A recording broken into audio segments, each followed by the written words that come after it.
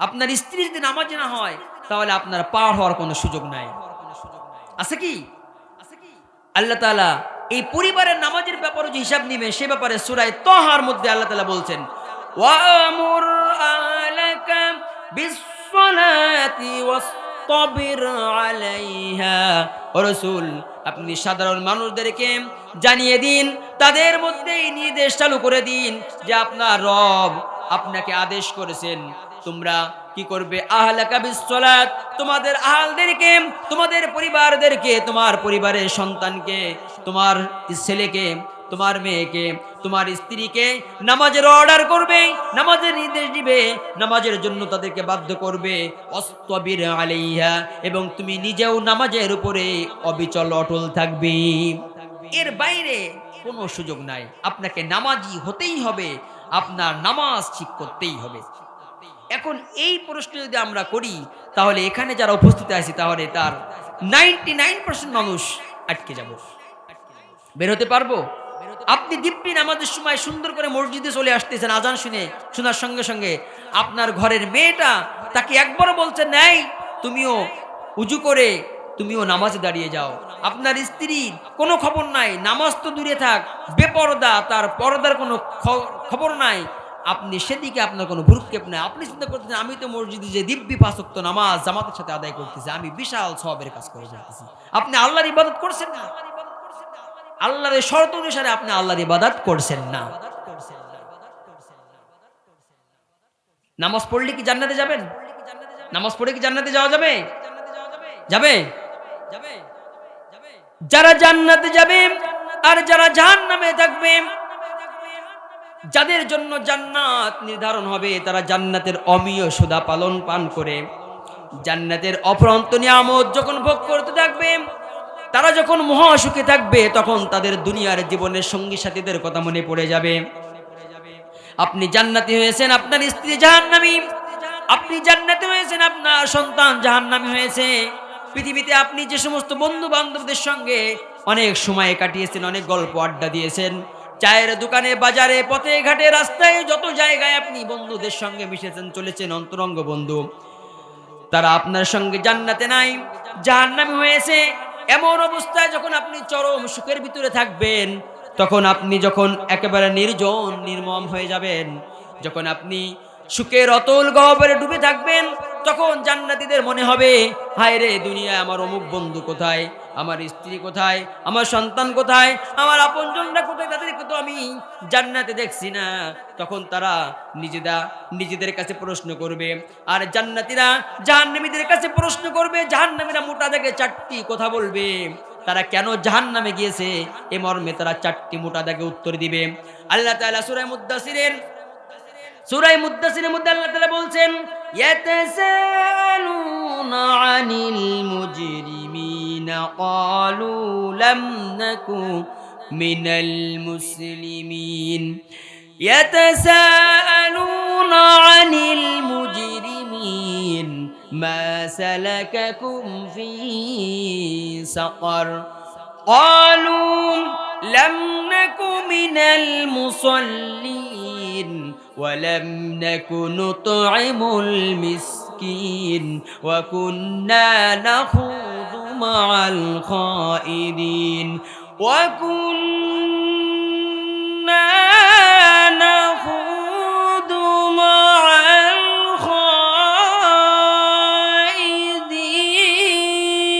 الخائضين وكنا نكذب بيوم الدين। আল্লাহ তাআলা সূরা মুদ্দাসসিরের 41 থেকে 46 নম্বর আয়াতের মধ্যে এই কথাগুলো বলেছেন। ইয়াতাসাআলুন, জান্নাতবাসীরা পরস্পরকে জিজ্ঞাসা করবে, আনিল মুজরিমিন, জাহান্নামীদের সম্পর্কে, অপরাধীদের সম্পর্কে, মা সালাকাকুম ফি সাকার, ও জাহান্নামীরা, ও জাহান্নামের পাপিষ্ঠ ব্যক্তিরা, ও শাস্তি ভোগকারীরা, তোমাদেরকে কোন কারণে, কিসের কারণে তোমরা জাহান্নামে নিক্ষিপ্ত হয়েছো? জাহান্নামীরা উত্তর দিবে, অলু লাম নাকু মিনাল মুসাল্লিন জাহান্নামীরা বলবে, ও জান্নাতবাসীরা তোমরা শোনো, আমরা নামাজ পড়তাম না, আমরা নামাজি ছিলাম না। ফজরের ক্ষণ গেল পড়নি নামাজ, জোহরেও ডুবেছিলে নিয়ে শত কাজ। ঠিক না? ফজর বেছিলে নিয়ে শত কাজ, মুসলিম নাম নিতে পেল না কোলাজ, মুসলিম নাম নিতে পেল না কিলাজ। ফজরের ক্ষণ গেল পড়নি নামাজ, জোহরেও ডুবেছিলে নিয়ে শত কাজ। ঠিক কিনা? সুতরাং নামাজ চলে যাচ্ছে, সময় চলে যাচ্ছে, অক্ত চলে যাচ্ছে, দিন চলে যাচ্ছে, আপনার চৈতন্যবোধ জাগ্রত হচ্ছে না, আপনার ভিতরে আল্লাহর অনুকম্পা, আল্লাহর ভয় আপনার ভিতরে কোনোভাবে জাগ্রত হচ্ছে না। সুতরাং কিয়ামতের দিবসে জাহান্নামীদের প্রথম জাহান্নামে যাওয়ার প্রথম কারণ হবে নামাজ। কি বললাম বলেন? জাহান্নামে যাওয়ার প্রধানতম কারণ হচ্ছে নামাজ না পড়া। এখন চিন্তা করতেছেন এখানে অনেকেই, যাক আমরা তাহলে এই ক্ষেত্রে বেঁচে যাব, কারণ আমরা তো নামাজ পড়ি, আমরা তাহলে আর জাহান্নামে যাচ্ছি না। নামাজ পড়লেই কিন্তু জাহান্নামে যাওয়া, নামাজ পড়লেই যে জান্নাত হয়ে যাবে, নামাজ পড়লে যে আপনি জান্নাতি হয়ে গেছেন, এটা ভাবার কিন্তু কোনো সুযোগ না। নামাজটা পড়তে হবে সলিড ফর আল্লাহ সুবহানাহু ওয়া তাআলা, আল্লাহ সুবহানাহু ওয়া তাআলার জন্য একেবারে নিবেদিত, একেবারে প্রাণোচ্ছল। যদি আপনি আল্লাহর উদ্দেশ্য না করে নামাজ পড়েন, লোকে, সমাজের মানুষ, সমাজের কাছে আপনি নামাজি হবেন, ভালো মানুষ হিসেবে বিবেচিত হবেন, মানুষ আপনাকে ভালো মানুষ হিসেবে আপনাকে কাউন্ট করবে, এটা যদি আপনার উদ্দেশ্য হয়, আপনি যদি আপনার মনের কোনো একটি ক্ষণে, কোনো একটি জায়গায় এমন জাগ্রত হয় যে আমাকে ভালো মানুষ হিসেবে সমাজ দেখবে, জানবে, মানবে, তাহলে আপনার এই নামাজটা আল্লাহর কাছে কিয়ামতের দিবসে একবারে ছুঁড়ে ফেলে দিবে। আল্লাহ তাআলা আপনার এই নামাজকে কাউন্ট করবেন না। করবেন? আল্লাহ তাআলা সূরাতুল মাউনের মধ্যে বললেন, ফাওয়াইলুল লিল মুসাল্লিনা আল্লাযীনা হুম আন সালাতিহিম সাহুন আল্লাযীনা হুম ইউরাউন ওয়া ইয়ামনাউনাল মাউন। আল্লাহু আকবার বলেন। আল্লাহ তাআলা বলছেন, সুতরাং ধ্বংস, মহাদুর্ভোগ সেই সমস্ত নামাজীর জন্য যারা তাদের নামাজের ব্যাপারে বড়ই উদাসীন, বড়ই গাফেল। আর যারা নামাজ পড়ে মূলত আমি আল্লাহ আমার জন্য নয়, তারা নামাজ পড়ে লোক দেখানোর জন্য, লোককে মনোরঞ্জন করার জন্য, মানুষের কথা যেন সে না শোনে, এই তুই নামাজ পড়ো নাই, তুমি বেনামাজি, তুমি একজন ভালো মানুষ না, তুমি খারাপ মানুষ, এই সমস্ত কথা থেকে বাঁচার জন্য যদি কেউ নামাজে পড়ে, আমি আল্লাহ তাআলা আমার দরবারে তার এই নামাজকে আমি আল্লাহ তাআলা কবুল করব না। এই নামাজের জন্য আল্লাহর পক্ষ থেকে ধ্বংস কামনা করা হয়েছে, ওয়াইল, মহা দুর্ভোগের ঘোষণা করা হয়েছে। আল্লাহ তাআলা কিয়ামতের দিবসে যারা প্রকৃত নামাজি, কারা সত্যিকার অর্থে আল্লাহর জন্য সিজদা করত আর কারা লোক দেখানোর জন্য নামাজ পড়তো, এরকম দুটি শ্রেণীকে ভাগ করে দেওয়ার জন্য আল্লাহ তাআলা কিয়ামতের দিবসে অর্ডার করবেন, এই তোমরা যারা নামাজ পড়তে, শোনো, তোমরা আমার কাছে আসো, এদিকে চলে আসো, ও নামাজি তোমরা আসো। আর যারা নামাজ পড়ো নাই তারা সোজা জাহান্নামে চলে যাও। কাফের, মুশরিক, ইহুদি, খ্রিস্টান, হিন্দু, বৌদ্ধ, তাদের সঙ্গে তোমরা জাহান্নামে চলে যাও, তোমাদের সাথে আর কোনো হিসাব নাই। আর তোমরা যারা নামাজ পড়তে, আসো এদিকে আসো, একটু আমাকে কিয়ামতে আমার সামনে তোমরা একটু সিজদা দিয়ে দেখাও, তোমরা কেমন করে দুনিয়ার মসজিদগুলোতে সিজদা দিতে, দুনিয়ার ঘরগুলোতে, তোমার বাড়ির মধ্যে বিছানা চাদর বিছিয়ে, নামাজ বিছিয়ে নামাজ পড়তে, আমাকে একটু সিজদা করে দেখাও তো। সেদিন যারা প্রকৃত নামাজি না, যারা আল্লাহ সন্তুষ্টির জন্য নামাজ পড়ে নাই, তারা কোনোভাবেই সিজদা দিতে সক্ষম হবে না। সেদিন আল্লাহ তাআলা বলবেন, ইয়াউমা ইউকশাফু আন সাকিউ ওয়া ইউদআউনা ইলাস সুজুদি ফালা ইয়াস্তাতিউন। সূরা কালামের 42 নম্বর আয়াতে আল্লাহ বললেন, ইয়াউমা ইউকশাফু আন সাকিন ওয়া ইউদআউনা ইলা সুজুদি ফালা ইয়াস্তাতিউন।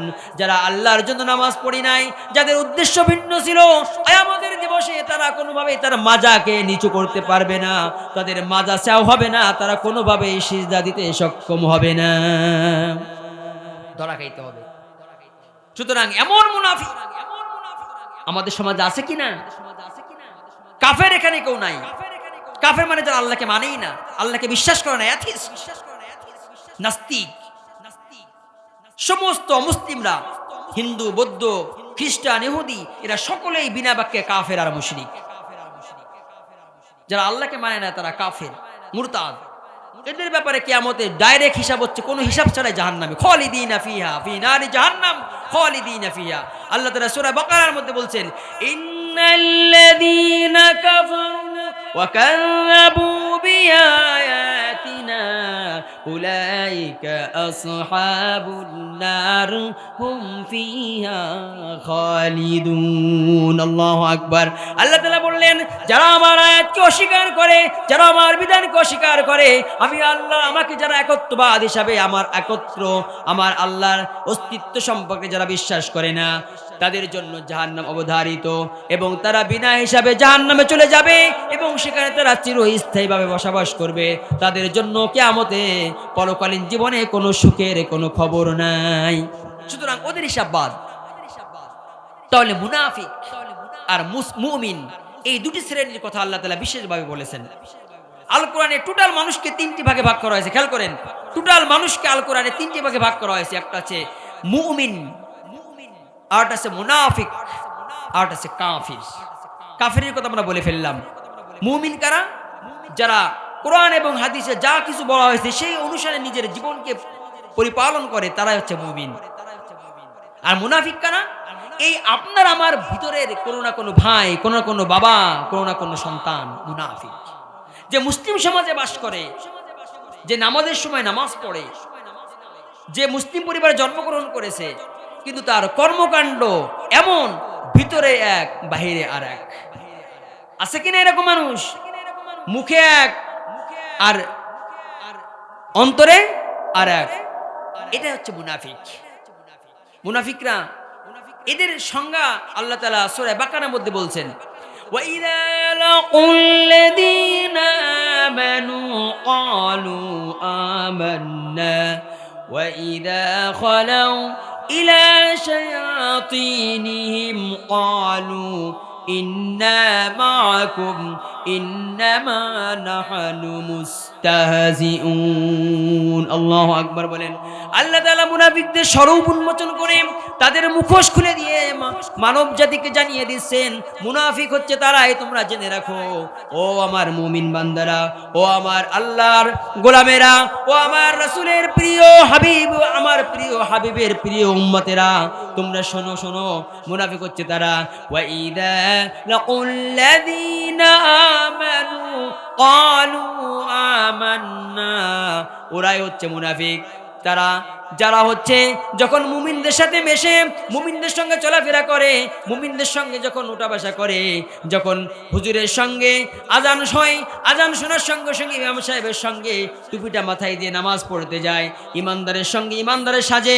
ওয়াইদা খালাউ ইলা শায়াতিনহিম, আর যখন দুষ্ট মানুষদের সঙ্গে মেশে, শয়তান প্রকৃতির মানুষের সঙ্গে মেশে, যখন বাজে লোকদের সঙ্গে মেশে, তখন তারা বলে, আরে বাদ দাও তো হুজুরদের কথা, মোল্লাদের কথা, ওরা কিছু বোঝে নাকি? আরে ওরা তো খ্যাত, ওরা কিছুই জানে না, কিছুই বোঝে না, আমি তো মূলত তোমাদেরই দলের লোক। যখন তারা ভালোর সঙ্গে মেশে তখন ভালো সাজে, যখন খারাপের সঙ্গে মেশে তখন খারাপ সেজে। যেখানে যেমন সেখানে তেমন। আছে কিনা? আছে কিনা? যারা সামনের পরে গুণগান করে, পিছনে করে বদনাম। আছে কিনা?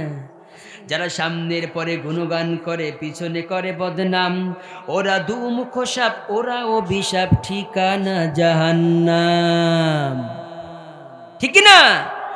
যারা সামনের পরে গুণগান করে পিছনে করে বদনাম, ওরা দুমুখ সাপ, ওরা অভিশাপ, ঠিকানা জাহান্নাম। তাদের মুখে হাসি, অন্তরে বিষ, বিষের দাবানলে। ঠিক কি না? ওরা মিথ্যা কথার উড়াই ফানুস, ভোলাই মায়া জালে। ঠিক কি না? তাদের মুখে হাসি, অন্তরে বিষ, বিষের দাবানলে। ওরা মিথ্যা কথার উড়াই ফানুস, ভোলাই মায়া জালে। যারা সামনের পরে গুণগান করে পিছনে করে বদনাম, ওরা দুমুখ সাপ, ওরা অভিশাপ, ঠিকানা জাহান্নাম। ঠিক কি না?